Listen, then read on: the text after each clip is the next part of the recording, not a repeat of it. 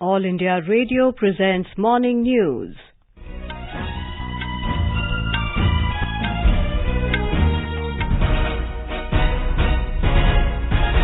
Good morning, I am Valsa Williams and with me is Saira Mujtaba. The headlines. Prime Minister Narendra Modi calls for responsible use of artificial intelligence and protecting the world against weaponization of AI by non-state actors. Education Ministry issues guidelines for reopening of schools in the country. India's COVID-19 testing capacity touches 15 lakh samples per day. Centre to urgently release 20,000 crore rupees as compensation to states for revenue losses. Foreign ministers of all four Quad countries, India, US, Japan and Australia to meet in Tokyo today. And in IPL cricket, Delhi Capitals beat Royal Challengers Bangalore by 59 runs in Dubai.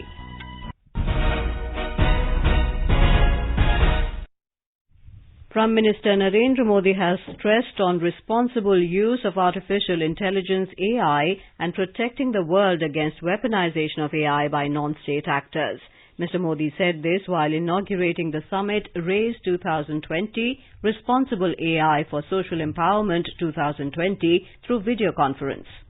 It remains our collective responsibility to ensure trust in how AI is used. Algorithm transparency is key to establishing this trust.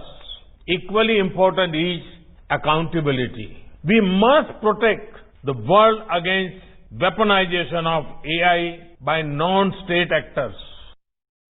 The Prime Minister said we want India to become a global hub for artificial intelligence.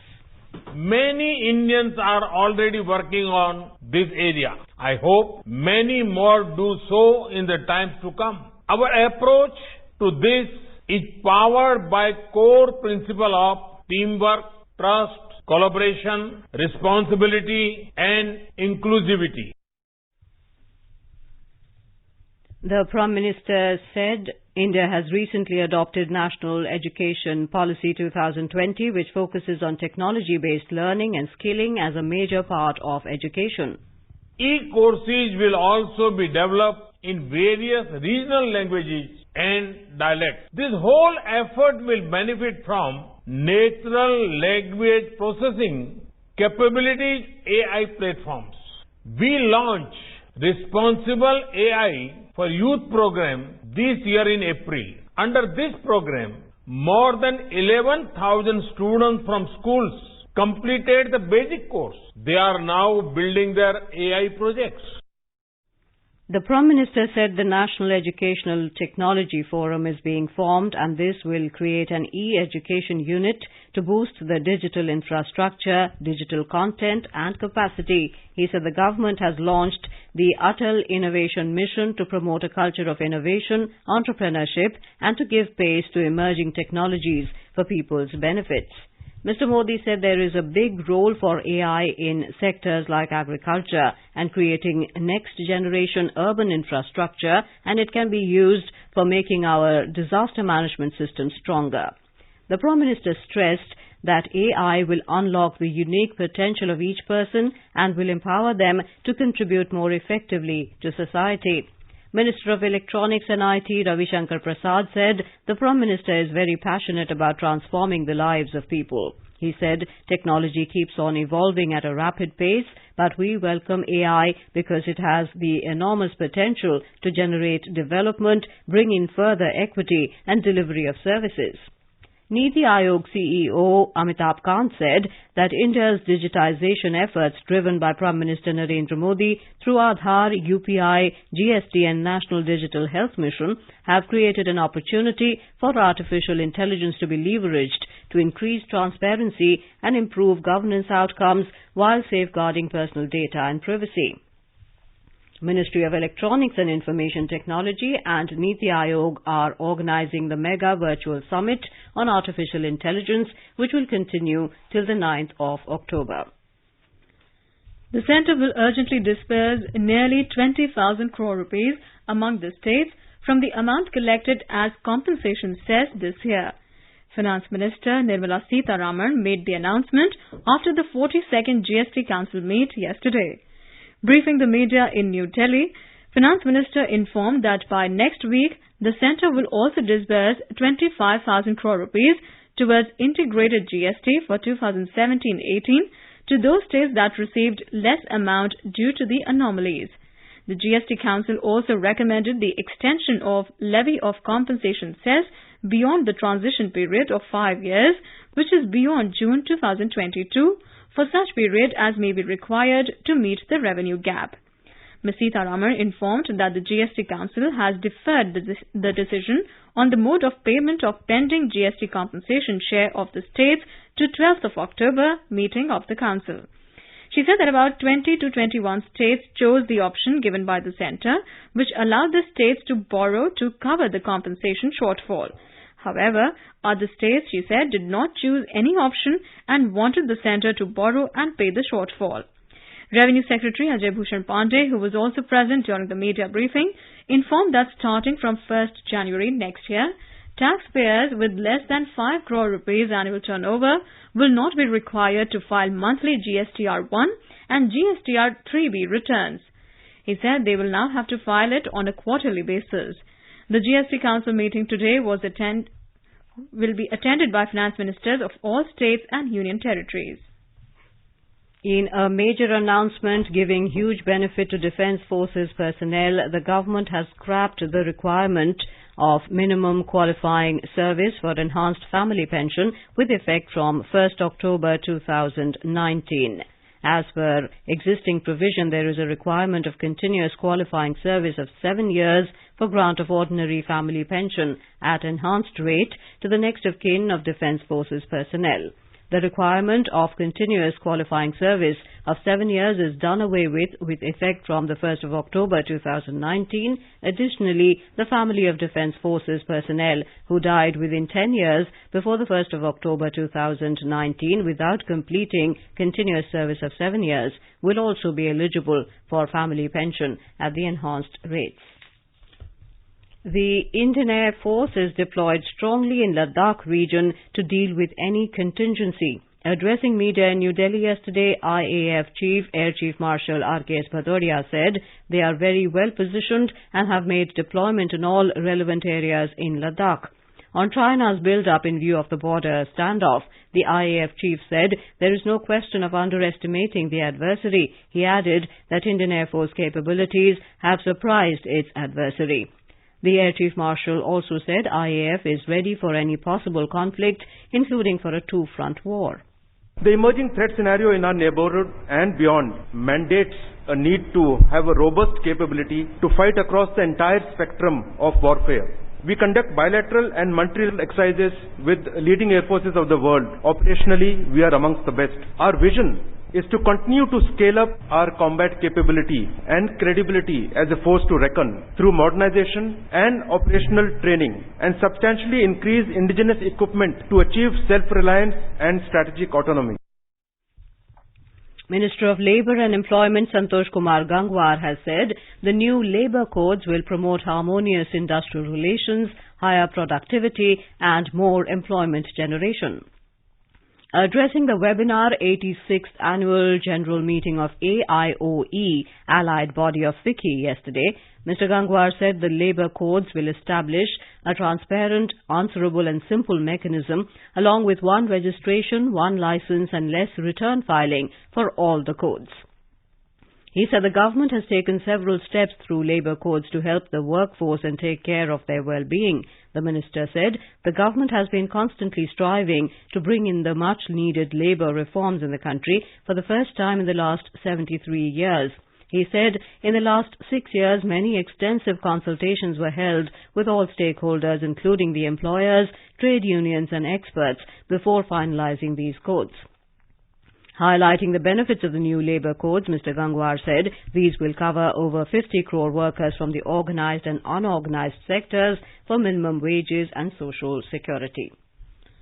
A historic Memorandum of Understanding or MOU will be signed today between Indian Sign Language Research and Training Centre ISLRTC and NCERT to make education materials accessible for hearing-impaired children in their preferred format of communication. This MOU will be signed in the virtual presence of Union Minister for Social Justice and Empowerment Thawarchand Gehlot and Union Education Minister Ramesh Pokhriyal Nishank. As part of this MOU, educational print materials including NCERT textbooks, teacher's handbook and other supplementary materials and resources of classes 1 to 12 of all subjects of both Hindi and English medium will be converted into Indian Sign Language in digital format.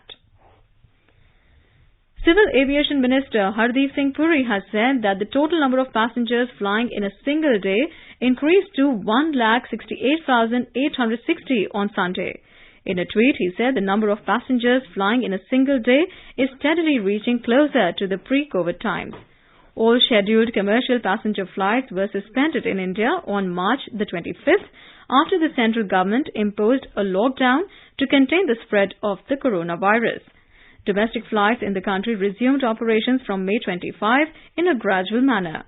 Scheduled international passenger flights continue to remain suspended in India since March 23 due to the coronavirus pandemic. However, to allow gradual movement of passenger traffic, transport bubble agreements have been signed with a number of countries. Railway Minister Piyush Goyal has called for coordinated operations among railways, coal and power entities to ensure maximum mutual growth of all these three sectors.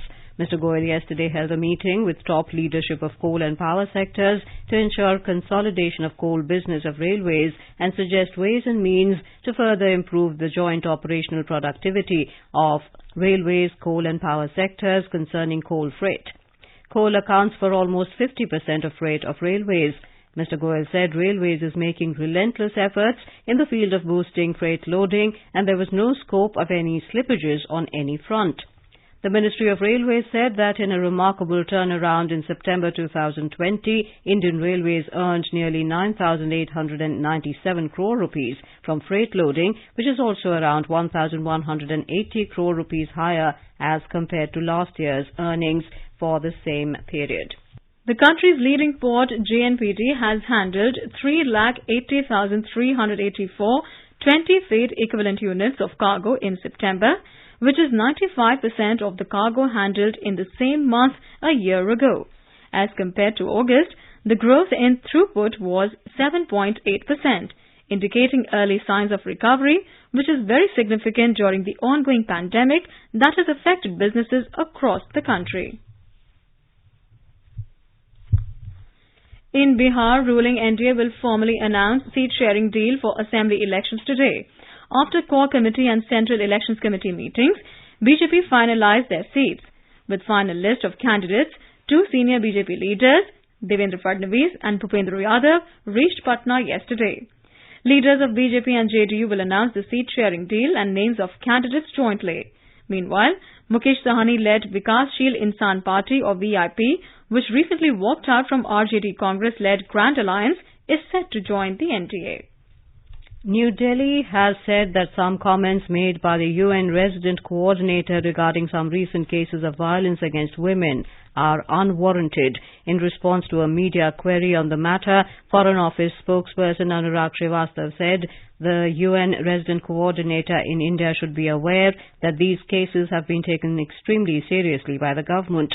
Since the investigation process is still underway, any unnecessary comments by an external agency are best avoided. The spokesman said the Constitution guarantees equality to all citizens of India, and as a democracy, the country has a time-tested record of providing justice to all sections of our society. The Bombay High Court has reserved its order in the matter pertaining to actor Kangana Ranaut's petition filed against the Brihan-Mumbai Municipal Corporation after they demolished parts of her office, citing it as illegal. After all, the concerned parties had filed their written submission. The hearing was concluded yesterday, after which the High Court reserved its order. You are listening to the morning news on All India Radio. A reminder of the headlines before we move on. Prime Minister Narendra Modi calls for responsible use of artificial intelligence and protecting the world against weaponization of AI by non-state actors. Education Ministry issues guidelines for reopening of schools in the country. India's COVID-19 testing capacity touches 15 lakh samples per day. Centre to urgently release 20,000 crore rupees as compensation to states for revenue losses. Foreign ministers of all 4 Quad countries, India, US, Japan and Australia, to meet in Tokyo today. And in IPL cricket, Delhi Capitals beat Royal Challengers Bangalore by 59 runs in Dubai. For quick news updates round the clock, follow us on our Twitter handle @AIR News Alerts. The Education Ministry has issued the Standard Operating Procedures SOPs for reopening of schools in the country. The guidelines for gradual opening of schools after the 15th of October are broadly divided into 2 parts, which include health and safety aspects in accordance with Health Ministry guidelines to follow all necessary safety precautions of ensuring physical distancing and wearing masks. The second part of the guideline deals with academic aspects and on methods of delivery of education amidst the pandemic. The guidelines emphasize on the smooth transition of students from home-based schooling during lockdown to formal schooling by the school authorities. It calls for making a comprehensive alternative calendar of activities for the whole year with focus on learning outcomes. The teachers have been asked to polish their skills for integration of IT technology for its proper usage in the class modules, use of divergent teaching resources, including peer teaching and learning, use of workbooks and worksheets, and use of technology-based resources in class has been advocated in order to ensure compliance with physical distancing and other safety norms. Schools have also been encouraged to make their own SOPs based on the guidelines issued by states and UTs, keeping in view the safety and physical or social distancing norms. More from our correspondent. The Education Ministry guidelines emphasize on sensitizing children about the pandemic by integrating various concepts into the teaching modules.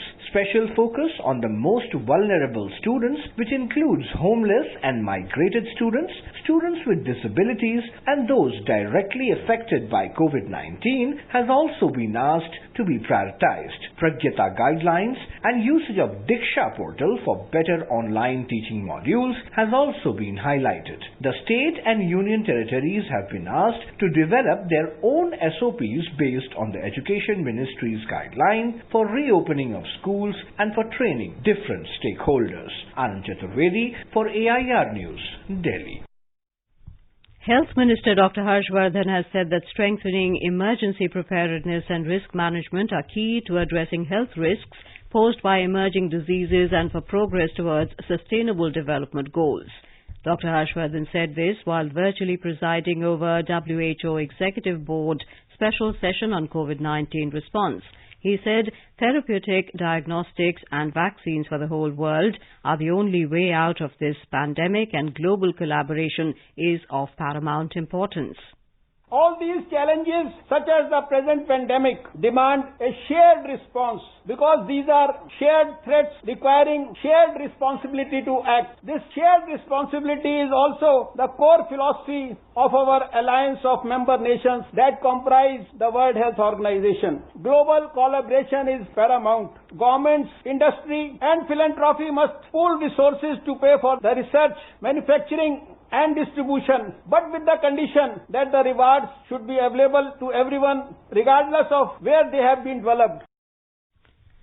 The Health Ministry has said that the central government and ICMR have scaled up the testing infrastructure for COVID-19 in a calibrated manner. The Ministry of Health in a tweet said that India's testing capacity has touched 15 lakh samples, ensuring easily accessible COVID-19 tests by all. It said very high levels of testing lead to early identification, prompt isolation and effective treatment of COVID-19 cases. This also leads to low fatality rate. The ministry said that India's positivity rate is steadily maintained below 10%. It says several states and union territories are exhibiting positivity rate higher than the national average, indicating a need for aggressive and widespread testing. The government has said that the country's COVID-19 recovery rate has reached 84.34%. The Health Ministry said total number of recoveries reached over 55,86,000. The constantly increasing recoveries have ensured that the actual caseload of the country has considerably reduced and currently comprises only 14.11% of the total positive cases.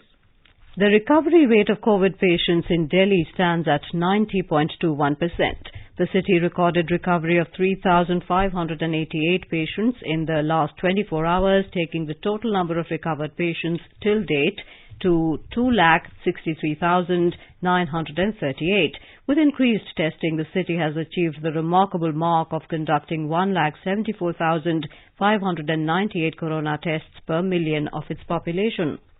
In Tamil Nadu, the active cases of COVID-19 dropped to less than 46,000 for the first time in 3 weeks. 5,395 people were tested positive yesterday. The total infections have crossed 6,25,000, while the recoveries have topped 5,69,000. A report.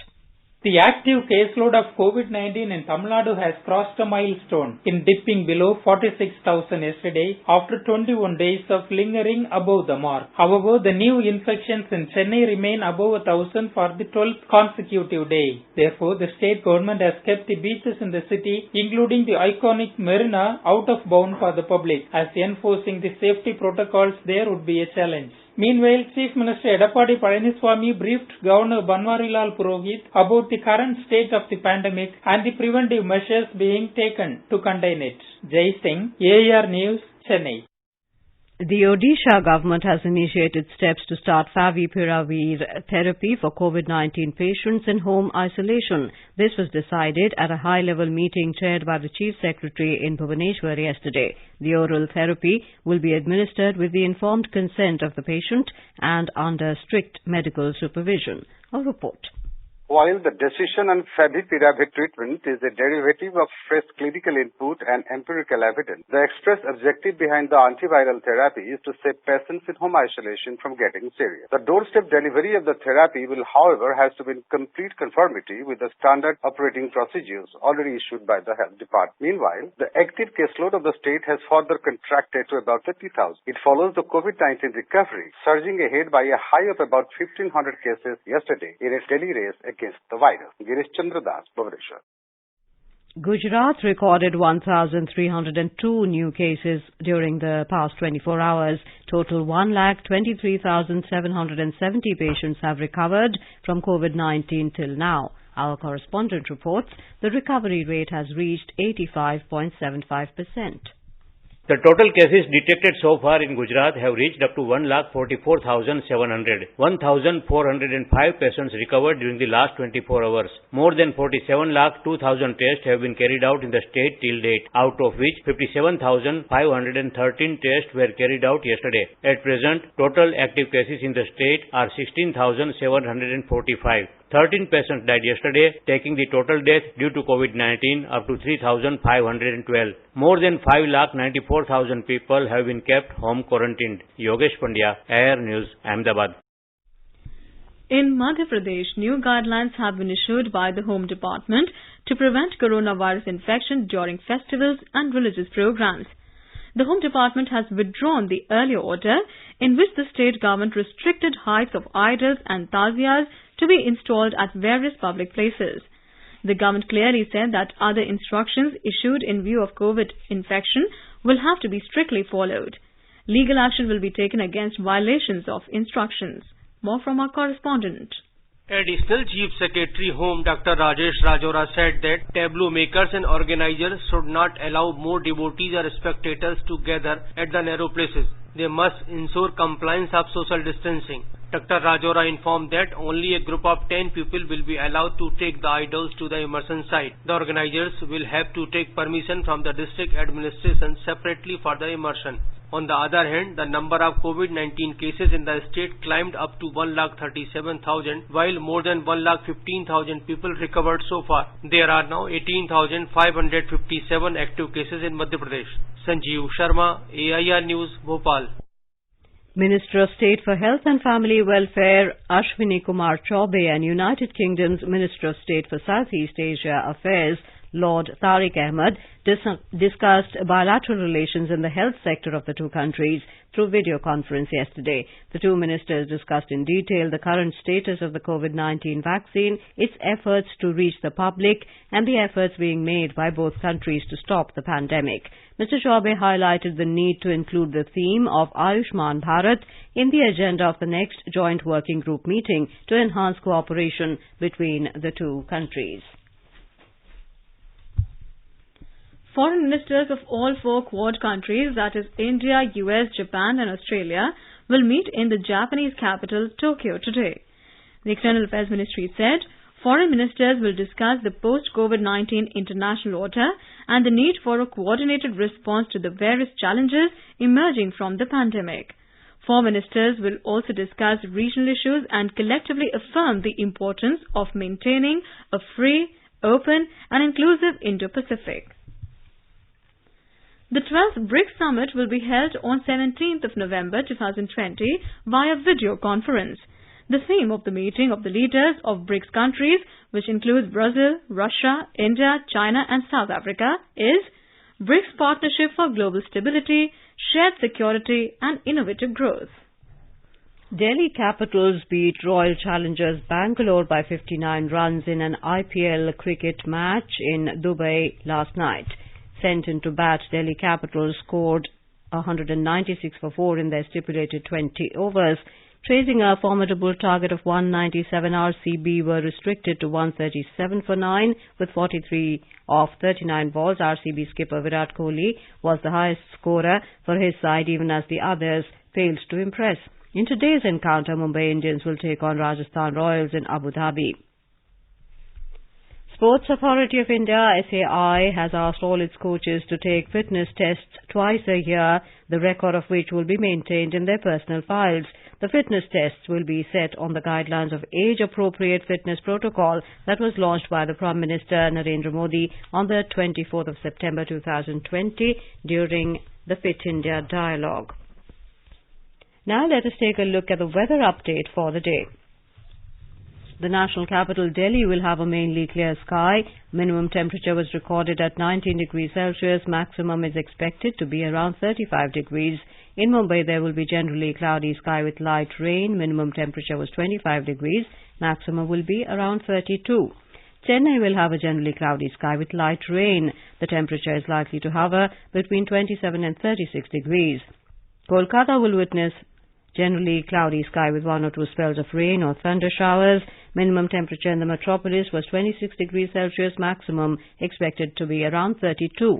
On to the north, in the Union Territory of Jammu and Kashmir, minimum temperature was 17 degrees Celsius in Jammu, while maximum will be around 35 degrees. The city is likely to have a mainly clear sky.